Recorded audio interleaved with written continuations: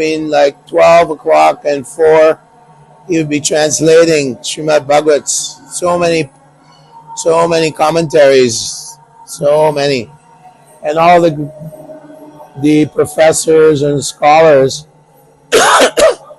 they were quite amazed at how this great, such a great accomplishment, producing this whole Srimad Bhagavat Purana from Sanskrit into English. Prabhupada was very, very powerful. So his first instruction was to distribute these books in all the different languages. So I lived in Los Angeles, which is a famous city, and we had BBT Espanol, Spanish BBT, English Bhaktivedanta Book Trust, English and Spanish in those days. Huge warehouse. And just around the Christmas time, we would distribute in America 3 million books.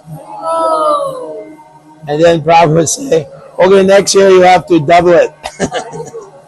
Prabhupada was very, very strong, very powerful. Many, many famous people came to see him. Big, big professors. And they just by his presence, they were drawn to him. There was one famous professor.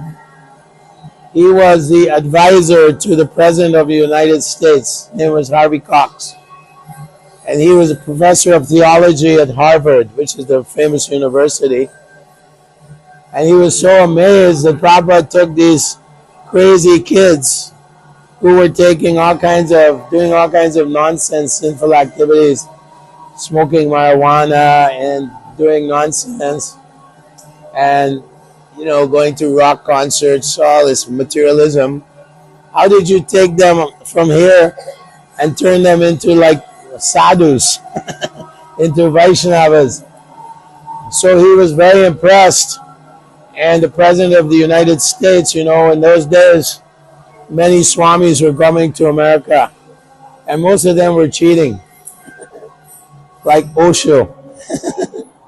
Yeah, he said there's no God, and you just do whatever you want.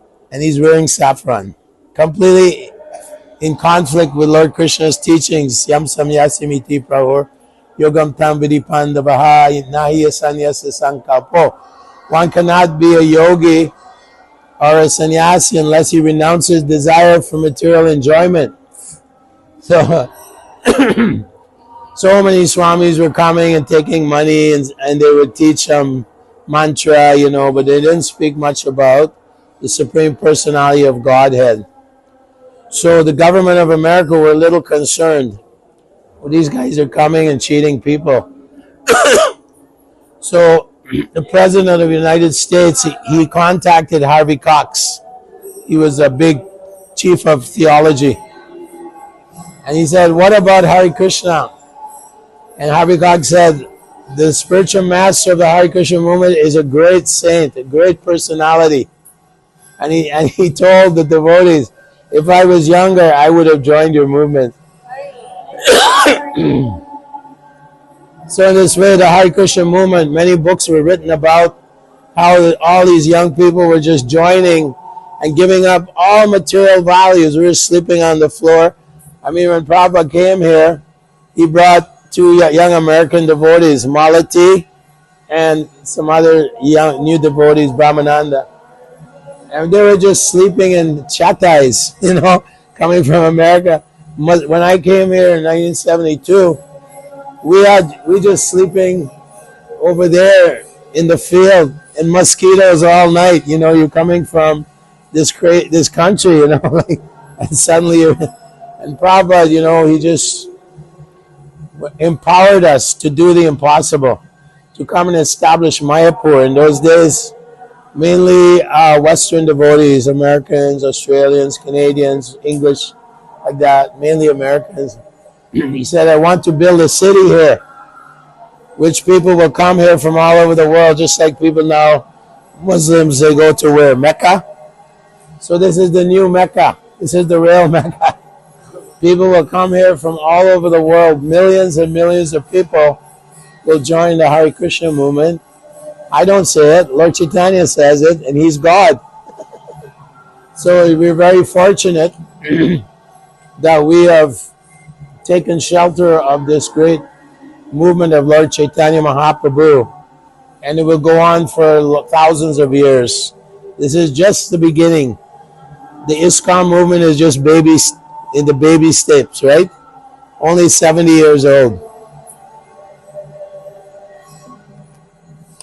So Prabhupada was very, very grateful to his disciples because our parents, they didn't like that we became devotees. Why don't you go to university? Why don't you become a doctor? I wanted my son to be a doctor, and take care of me when I'm old. They rejected all this, and went for Vairagya Vijanija Bhakti Yoga. Vairagya, renunciation. Of course, later on, the parents started to understand that we could have family life in Krishna consciousness. You have family life also. But in the beginning, most of us just gave up, just became like brahmachari, brahmacharini, female brahmachari, and just traveling all over the world, going on the kirtan and book distribution. People would read Prabhupada's books, and they would come to the temples, and we would give them prasadam. Then we'd have a big kirtan, and they'd feel so much bliss.